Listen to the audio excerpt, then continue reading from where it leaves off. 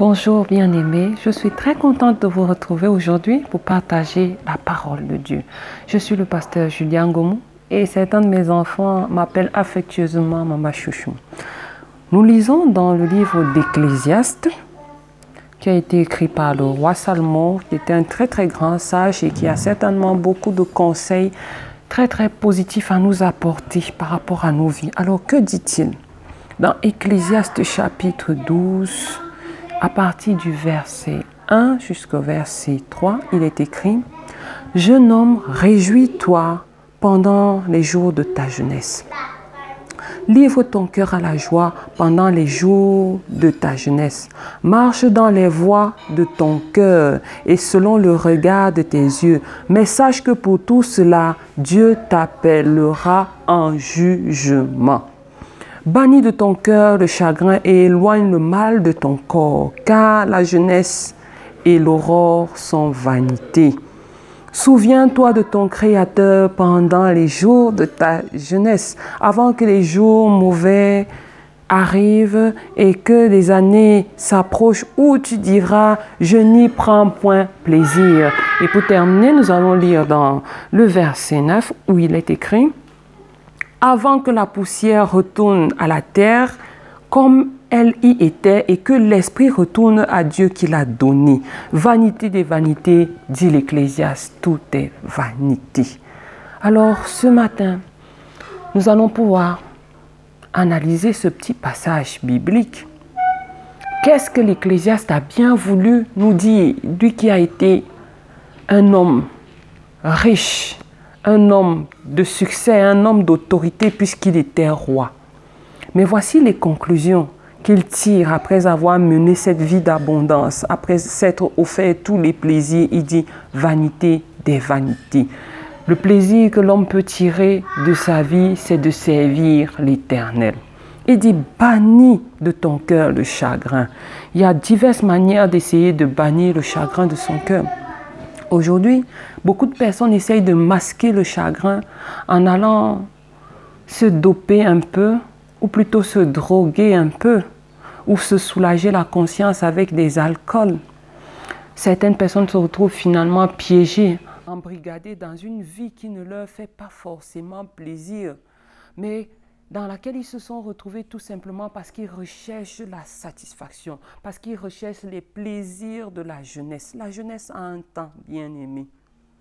Et lorsque nous avons passé notre jeunesse à la gaspiller, à la bousiller, nous devons nous souvenir qu'un jour nous allons rendre des comptes à Dieu. Et nous ne serons pas éternellement jeunes et beaux. Il y a des jours où on sera au terme de notre vie et lassé de toutes ces choses. Ce n'est pas à ce moment qu'il faudra se souvenir de Dieu pour le servir. C'est pendant que nous sommes jeunes. Nous avons beaucoup de bonnes choses que nous pouvons faire. L'élan de la jeunesse, la force de la jeunesse, la mettre à la disposition de Dieu. Ce serait tout simplement merveilleux. Les conséquences seraient bénéfiques pour nous, premièrement, et bénéfiques aussi pour notre entourage. Lorsqu'un jeune s'égare dans la prostitution, dans l'alcool, dans l'ivrognerie, dans beaucoup de maux que la société réprime, dans la drogue, quel avantage tire-t-il de cette situation? Ou quel avantage la société peut tirer d'une jeunesse égarée dans la débauche et le désordre?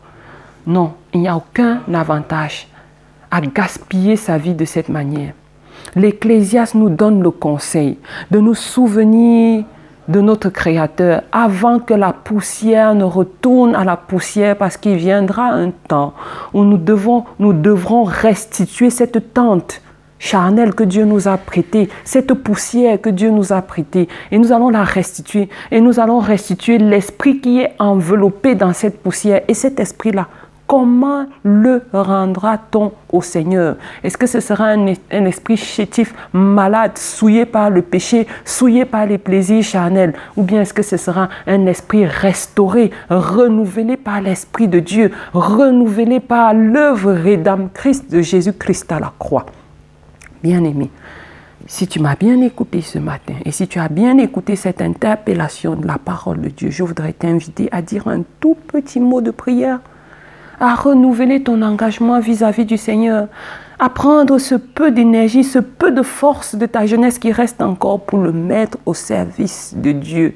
Et ceci dans ton intérêt premièrement et aussi dans l'intérêt de tes proches. Alors, je voudrais t'inviter à dire un tout petit mot de prière. Si tu es d'accord, je peux te prêter des mots, mais sinon, le Seigneur te donnera des mots. Seigneur Jésus, je te remercie pour ce privilège que tu me donnes de pouvoir élever ma voix à toi aujourd'hui. Merci pour la jeunesse que tu m'as donnée. Je veux la mettre à ton service, à ta disposition, Seigneur. Je te remercie parce que tu me donnes le souffle de vie jusqu'aujourd'hui et je te prie de me pardonner pour tous mes moments d'égarement.